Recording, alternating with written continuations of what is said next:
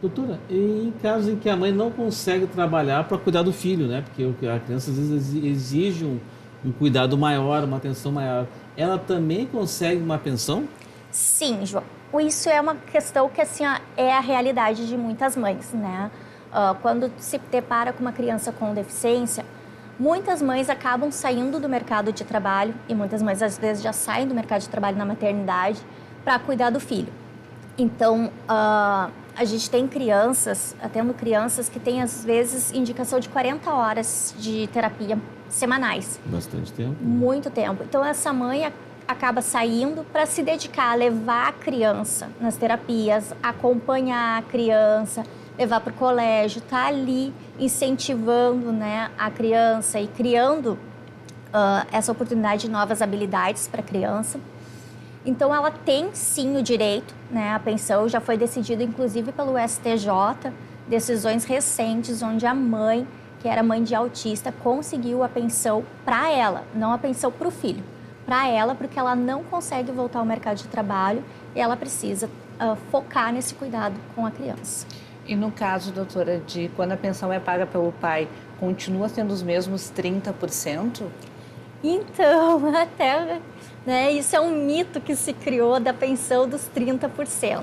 Gente, a pensão ela não é regra, tá, os 30%. O que acontece? Que muitas vezes, quando o pai ganha salário mínimo, o juiz acaba fixando em 30%. Mas a pensão ela tem 3 binômios, tem 3 quesitos, tá? Que a gente falava antigamente binômio, que era necessidade e possibilidade. Hoje em dia a gente fala trinômio, que é necessidade, possibilidade e proporcionalidade. Por quê? Primeiro é a necessidade da criança, o que a criança precisa. Então, a gente leva ao processo os gastos que essa criança tem, né? E ali inclui todos os gastos, gente. Aluguel, que essa mãe paga, que a criança também usufrui dessa moradia. Despesas de locomoção, porque essa criança precisa se locomover para ir para o colégio. Então, esse gasto precisa ser contabilizado.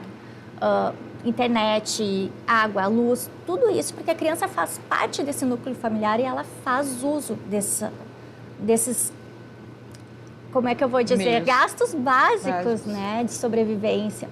Então, tem que ser levado isso em consideração. É levado a possibilidade de pagamento do pai, tá? E aí vem aquela questão assim, às vezes o pai, a gente vê jogadores de futebol, né, que ganham horrores. Mas ele vai pagar 5 mil, tá bom. Mas a criança, ela também precisa seguir o padrão de vida do pai. Porque se o pai tem um padrão de vida alto, essa criança tem que se contentar com um colégio e um lazer básico, né? E a gente leva em consideração também a proporcionalidade. O que o pai ganha, o que a mãe ganha. Digamos que o pai ganhe 15 mil e a mãe 5, não é justo a mãe estar despendendo 50% do seu salário para os gastos básicos da criança, enquanto o pai está lá contribuindo com 30%. Né? Então, a gente precisa trazer essa demonstração também ao processo. Então, esses 30 pode ser mais ou pode ser menos? Pode ser mais, pode ser menos.